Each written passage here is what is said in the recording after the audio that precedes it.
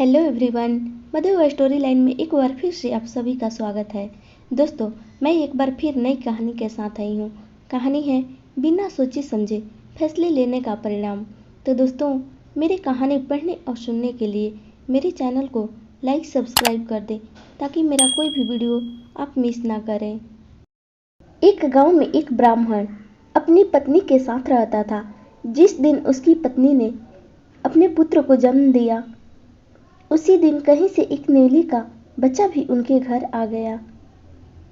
ब्राह्मण की पत्नी को नेवले का यह छोटा सा बच्चा बहुत पसंद आया और उसने इस नेवले के बच्चे को अपने घर रख लिया और अपने बच्चे की तरह ही उस नेवले के बच्चे को पालने लगी। नेवले का बच्चा थोड़ा बड़ा हुआ और वह ब्राह्मणी के बच्चे के साथ खेलने लगा। नेवले का बच्चा उस ब्राह्मणी के बच्चे के साथ ही रहता था। दोनों में खूब प्रेम हो गया। ब्राह्मणी यह देख बहुत खुश होती थी, लेकिन कहीं न कहीं उसे यह शंका रहती थी कि नेवला है तो एक पशु ही, कहीं यह मेरे बच्चे को नुकसान न पहुंचा दे। एक दिन ब्राह्मणी को अपनी सहेली की गोद भराई में जाना पड़ा। उसने अपने पति से बच्चे की निगरानी करने को कहा और चली गई। ब्राह्मण अपने पुत्र के पास बैठ गया। तभी उस नगर के राजा का सिपाही ब्राह्मण के घर आया और उसने राजा के महल में पूजा अनुष्ठान के लिए निमंत्रण दिया। यह सुन ब्राह्मण दुविधा में पड़ गया। उसने सोचा, अगर जाता हूँ तो पुत्र की निगरानी कौन करेगा, और यदि नहीं जाता हूँ तो राजा किसी और ब्राह्मण को बुला लेगा और राजा के यहाँ से जो दान दक्षिणा मिलेगी वो मारी जाएगी। आखिर उसने फैसला किया कि बच्चे का भार नेवले पर डालकर राजा के महल चला जाएगा। ब्राह्मण के जाने के बाद न जाने कहां से एक काला सांप ब्राह्मण के घर आ गया और अपना फन उठाए बच्चे की तरफ देखने लगा। पास बैठे नेवले ने उस सांप को देख लिया।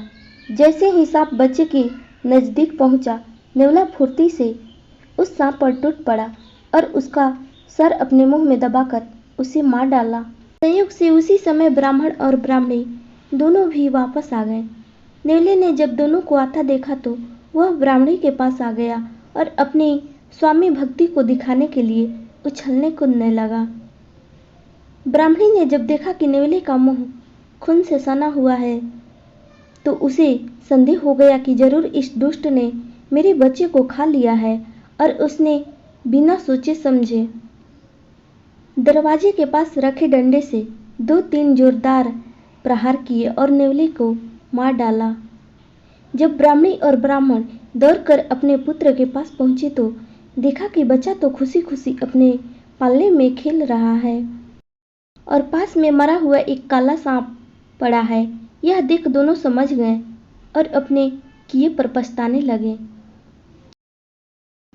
तो दोस्तों, बिना सोचे समझे फैसले लेने का परिणाम आपको कैसी लगी, कृपया कमेंट के माध्यम से अवश्य बताएं। आपके किसी भी प्रश्न एवं सुझावों का स्वागत है। तो दोस्तों, इस कहानी को कृपया शेयर और सब्सक्राइब करें। धन्यवाद।